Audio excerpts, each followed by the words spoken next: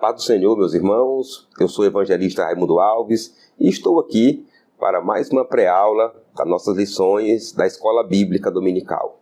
Esse projeto da pré-aula é um projeto bem resumido, porém bem direcionado, bem enxuto, mas também bem completo sobre o conteúdo das lições da nossa querida Escola Bíblica Dominical. Como vocês sabem, nesse trimestre estamos estudando sobre a divindade e a humanidade de Jesus, baseado no Evangelho escrito por João, né? Então pega aí o seu material, sua Bíblia, sua revista, seu material para poder fazer suas anotações e vamos à nossa pré-aula de hoje. Hoje nós temos mais uma lição muito especial, lição de número 10, que tem como tema a promessa do Espírito. A leitura bíblica, que é base dessa lição, está em João no capítulo 14, também capítulo 16, também capítulo 20, tá? E mostra aí para nós alguns diálogos, algumas conversas de Jesus com os discípulos sobre o Espírito Santo. O objetivo geral dessa lição é ensinar que Deus enviou o Espírito Santo, que ele está presente no mundo, está presente na igreja, realizando várias obras. O problema que essa lição visa resolver são as heresias, as falsas crenças, ensinamento errado sobre a pessoa e também sobre as obras que o Espírito Santo realiza. Esta lição está dividida em 3 partes, 3 tópicos, cada tópico também dividido em 3 subtópicos. E nós já iremos iniciar pelo primeiro tópico, onde trata aí sobre a promessa do Pai. Iremos estudar essa parte da promessa do envio do Espírito Santo. Vamos iniciar aí com o primeiro subtópico. Jesus enviará o Consolador. Em João, no capítulo 14, lemos: Ele vos dará outro Consolador. Este Consolador é o Espírito Santo, que habita convosco e estará em vós. Quando o Consolador chegar, convencerá o mundo do pecado, da justiça e do juízo, evidenciando a sua atuação regeneradora. Então nós temos aqui a primeira abordagem sobre o tema da lição, a promessa. Jesus fez essa promessa, que rogaria ao Pai e o Pai enviaria outro Consolador. Outro, porque Jesus já era um, já estava ali consolando, ajudando a igreja naquele momento. E o Pai cumpriu com a promessa e realmente enviou o Espírito Santo sobre os discípulos, sobre a igreja primitiva. E nesse primeiro subtópico aqui, o autor já faz aí uma rápida abordagem, uma rápida pincelada sobre a principal atuação do Espírito Santo, que é uma atuação tanto no mundo, convencendo do pecado, como também na igreja, edificando a igreja. Nós iremos conhecer mais esse papel do Espírito Santo no decorrer da lição. O Consolador. No grego, Consolador é Paráclitos e se refere a alguém chamado para ajudar, encorajar, interceder por outra pessoa. Alguém que desempenha o papel de advogado ou consultor especial. A expressão outro Consolador designa que o Espírito Santo como uma pessoa. O termo grego allos mostra a distinção dele em relação a outros indivíduos da mesma natureza e reafirma a singularidade dele em relação às outras 2 pessoas da Trindade. Então, para nos ajudar a entender a expressão de Jesus, outro Consolador, o autor aqui fez uso de 2 palavras do grego que foram traduzidas para o português. Primeiro, a palavra Consolador, que é Paracleto ou Paráclito, É uma palavra usada no grego no tempo de Jesus para demonstrar alguém que ajudava o outro, que defendia o outro, Não só consolar no sentido de choro ou de tristeza, mas também oferecer ajuda, oferecer socorro a alguém. Isso que quer dizer a palavra Paráclito, traduzida para o português como Consolador. Uma outra palavra que o autor usa aí é a palavra allos, que traduzido para o português ficou outro. Jesus disse outro Consolador. Outro Consolador quer dizer que era outro igual a ele. Diferente dele, porque era outro, não era ele, porque ele iria voltar para o Pai, mas ao mesmo tempo idêntico a ele, conforme a ele, porque se vai enviar outro é alguém da mesma semelhança. né? Então o autor usa essas duas palavras aí, em grego, traduzidas para o português, para nos ajudar a entender melhor essa expressão que Jesus falou. Não vos deixarei órfãos. Quando Jesus morreu, os discípulos sentiram-se órfãos. Deve ter sido difícil aceitar o fato de que o Senhor, o Cristo de Deus, estava morto. Nesta relação pessoal entre Jesus e os seus discípulos, ele garantiu que eles nunca ficariam órfãos, desamparados ou desprezados. Essa expressão órfãos aqui não é órfão de pai e mãe, porque Jesus não era pai deles, né, de forma natural. Ele era um mestre, ele era um líder. Era como se Jesus estivesse dizendo: olha, não vou deixar vocês sem alguém para estar ajudando, auxiliando vocês, sem um mestre, sem um rabi, sem um guia, né? Essa era a expressão que Jesus queria falar, traduzindo aí, trazendo aí para a nossa linguagem de hoje. E Jesus fez essa promessa em forma de garantia, né? Ele garantiu, ó, vocês não vão ficar órfãos, ou seja, vocês não vão ficar sozinhos, não vão ficar desamparados. Eu vou rogar ao Pai, ele vai enviar outro Consolador, ou seja, alguém que não é eu, mas alguém que é igual a mim. E o Pai enviou e o Espírito Santo está aí atuante na igreja. Vamos então concluir este primeiro tópico.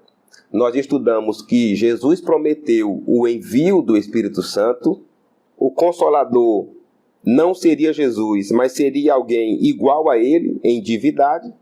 E estudamos também que o Consolador foi enviado pelo Pai para os discípulos, para a igreja, não se sentirem desamparados.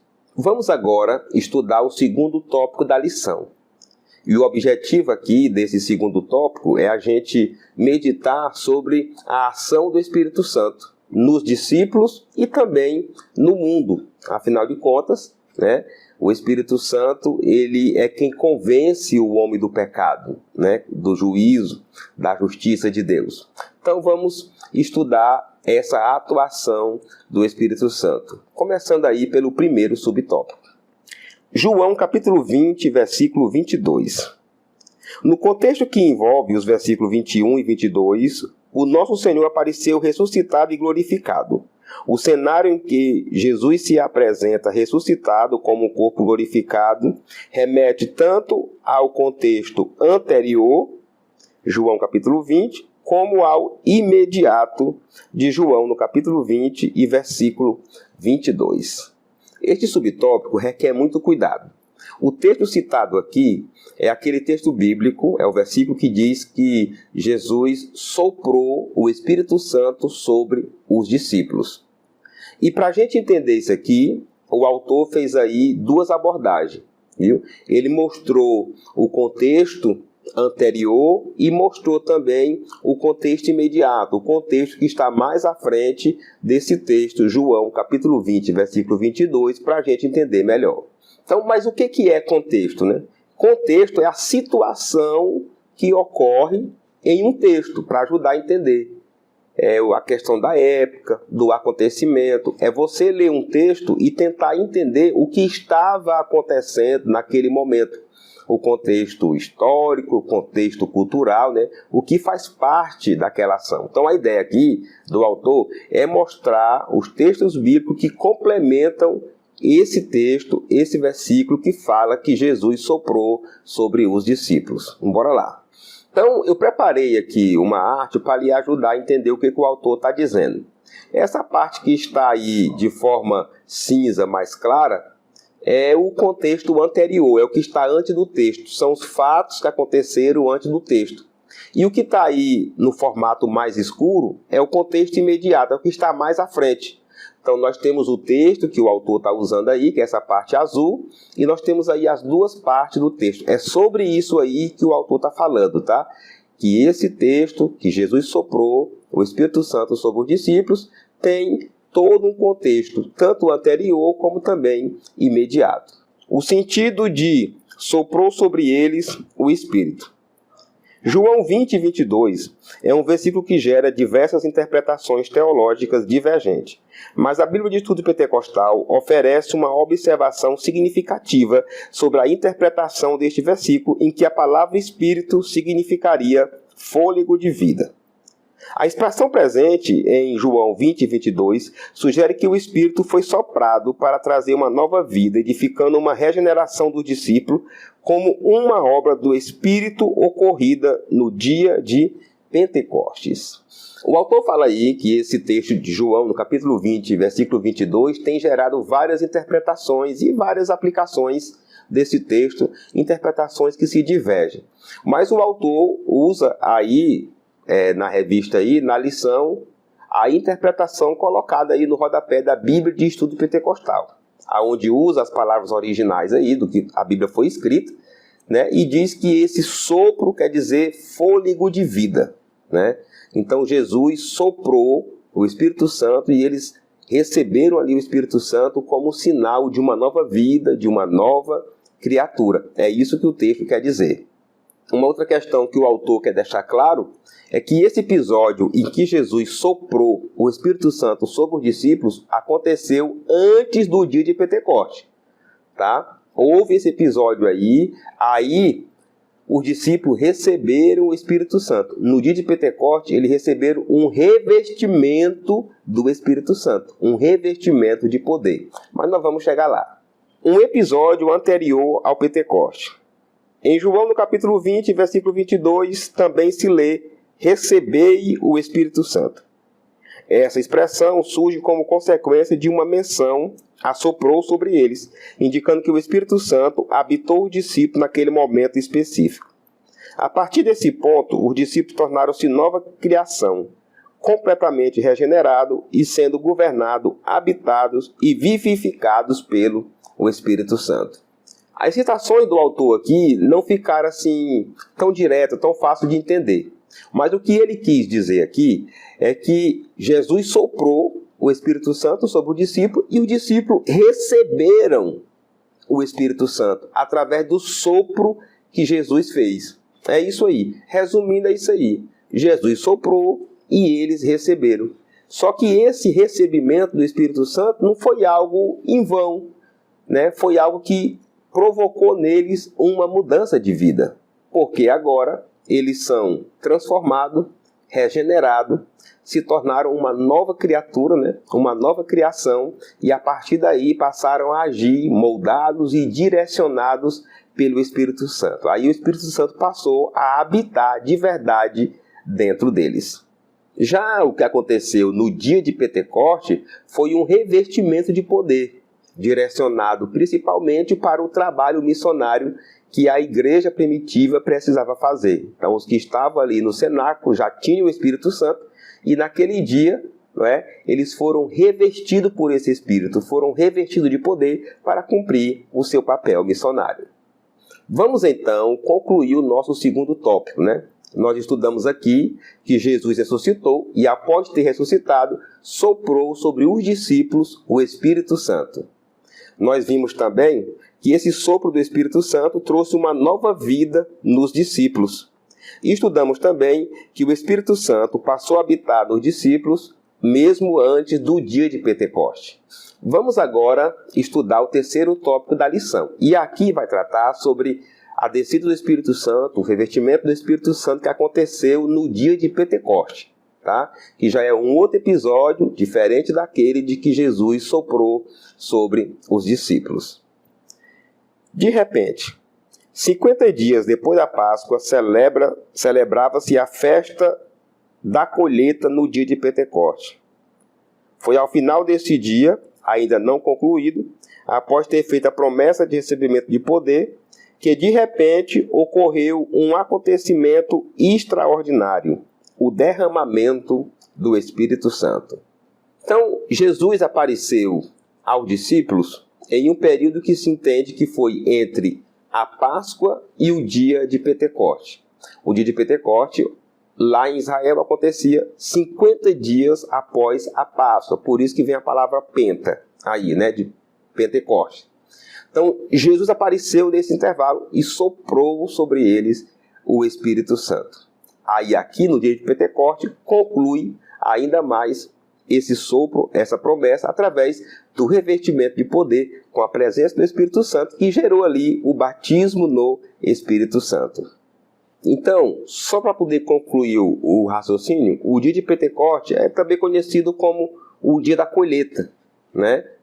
É o dia 50 após a Páscoa. E foi nesse dia que cumpriu a promessa que Jesus fez, né? Que eles seriam revestidos de poder, que era para eles ficarem em Jerusalém para ser revestidos de poder. Então, esse episódio do dia de Pentecoste é diferente daquele episódio em que Jesus soprou sobre os discípulos. E todos foram cheios do Espírito Santo. Especialmente no livro dos Atos dos Apóstolos, os teólogos associam ser cheio do Espírito Santo ao batismo no Espírito Santo, como descrito quando dizemos: todos foram cheios do Espírito Santo e, consequentemente, começaram a falar em outras línguas conforme o Espírito Santo lhe concedia que falasse.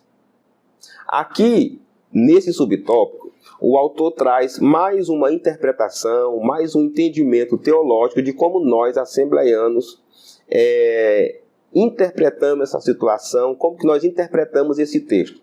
A expressão ser cheios do Espírito Santo não quer dizer que eles iriam receber o Espírito Santo naquele momento, porque já havia recebido quando Jesus ressuscitou. Mas ser cheios do Espírito Santo, ali, né, representa, mostra ali o batismo no Espírito Santo, que aconteceu lá no cenáculo, em todo aquele mover que a gente já conhece. E é interessante a gente entender o agir do Espírito Santo nessas duas ações, né?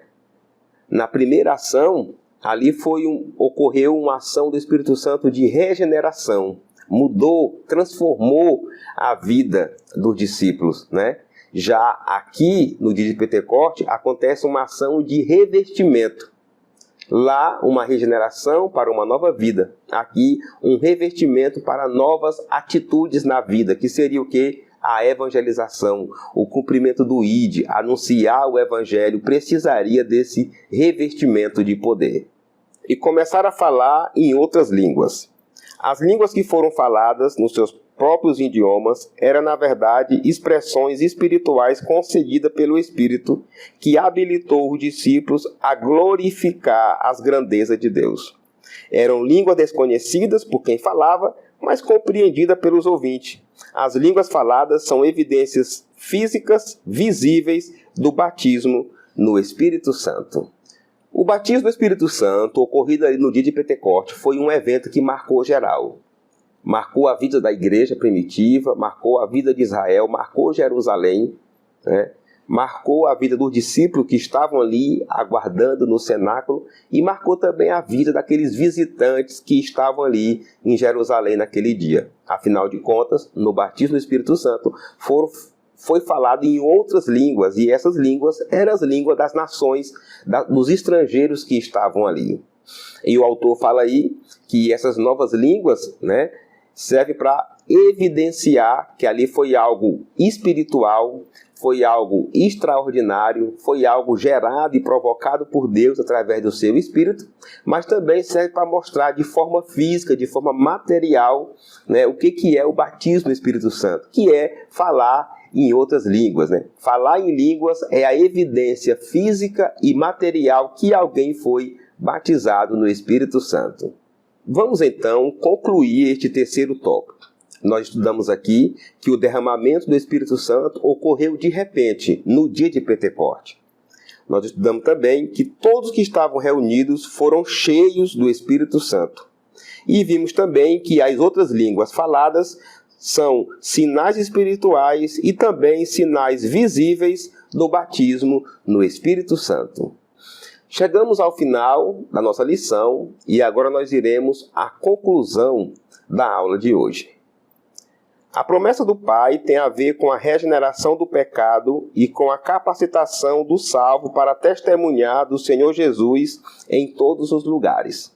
Então o autor inicia aqui a conclusão dessa lição, já fazendo um resumo da ação do Espírito Santo, que ele age tanto para convencer o pecador do seu pecado, como também para revestir os salvos que já foram libertos do pecado.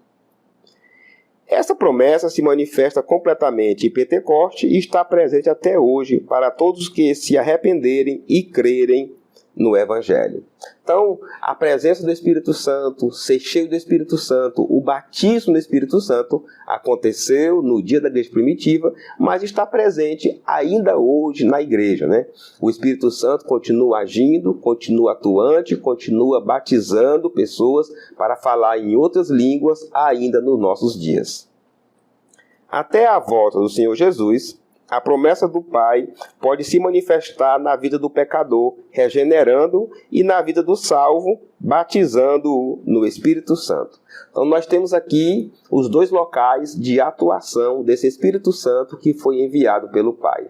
Ele age na vida do pecador, levando ele ao arrependimento, e age também na vida do salvo, né? Levando também a esse arrependimento, a essa regeneração, mas principalmente batizando no seu Espírito, batizando com o seu poder, né?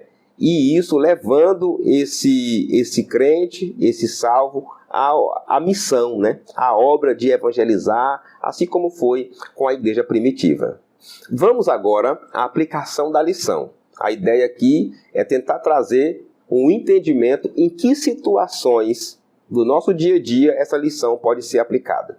Então ela pode ser aplicada para, por exemplo, confrontar um estilo de crença que nós temos hoje de pessoas que não crê e nem buscam o batismo no Espírito Santo e nem o revestimento de poder, mas estão aí nas igrejas. Essa lição serve também para contrapor as heresias, os falsos ensinamentos que existem aí em várias seitas, em várias igrejas, ensinamentos errados sobre a pessoa do Espírito Santo e também sobre a obra do Espírito Santo na igreja e no mundo. Essa lição também pode ser usada para refutar, né, contrariar essas heresias, esses falsos ensinamentos, principalmente aqueles que criticam ou de alguma forma são opostas à presença do Espírito Santo na Trindade e até mesmo à existência da Trindade. Nesse texto que nós estudamos hoje está ali a presença de Jesus, a presença do Pai e a presença do Espírito Santo. Como dica pedagógica, você pode criar ali uma situação hipotética em que um irmão é chamado para defender o outro irmão, ser uma espécie ali de advogado, ajudar o irmão numa determinada situação.